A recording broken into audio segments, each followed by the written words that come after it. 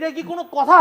Corona রোগীদের নমুনা পরীক্ষা না করেই ভুয়া সনদ দিয়ে সাধারণ মানুষের সঙ্গে প্রতারণার আশ্রয় নেওয়া রিজেন্ট গ্রুপ ও রিজেন্ট হাসপাতালের মালিক মোহাম্মদ শাহেদকে আবারও গ্রেপ্তার করেছে পুলিশ। ফৌজদারি কার্যবিধির 200 ধারা অনুযায়ী হওয়া একটি মামলায় সোমবার রাজধানীর ইসিবি চত্বর থেকে তাকে গ্রেপ্তার করা হয়। বিষয়টি নিশ্চিত করেছেন পল্লবী থানার ওসি হাসান বাসির। বলেন, শাহেদের বিরুদ্ধে সিআর মামলায় গ্রেপ্তারি পরোয়ানা ছিল। পল্লবী থানার অনুরোধে ক্যান্টনমেন্ট থানা পুলিশ তাকে গ্রেপ্তার করে। এর আগে 2020 সালে 6 জুলাই রিজেন্ট হাসপাতালের উত্তরা ও মিরপুর কার্যালয়ে অভিযান চালায় র্যাবের ভ্রাম্যমাণ আদালত। অভিযোগ ওঠে, করোনা রোগীদের নমুনা না পরীক্ষা করেই ভুয়া সনদ দিয়ে মানুষের কাছ থেকে কোটি কোটি টাকা হাতিয়ে নিয়েছেন শাহেদ। এরপর স্বাস্থ্য অধিদপ্তরের নির্দেশে রিজেন্ট হাসপাতাল ও শাহেদের মূল কার্যালয় সিলগালা করে দেওয়া হয়। এই ঘটনার কয়েকদিন পর বোরকা পরে ভারতে পালিয়ে যাওয়ার চেষ্টা করেন শাহেদ।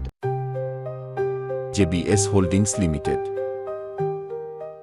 সে সময় সাতক্ষীরার সীমান্ত এলাকা থেকে তিনি গ্রেপ্তার হন। তার বিরুদ্ধে মোট 96টি মামলা ছিল, যার মধ্যে 5টি মামলায় সাজাপ্রাপ্ত আসামি ছিলেন তিনি। এটা একটা ভুয়া ব্যাংক।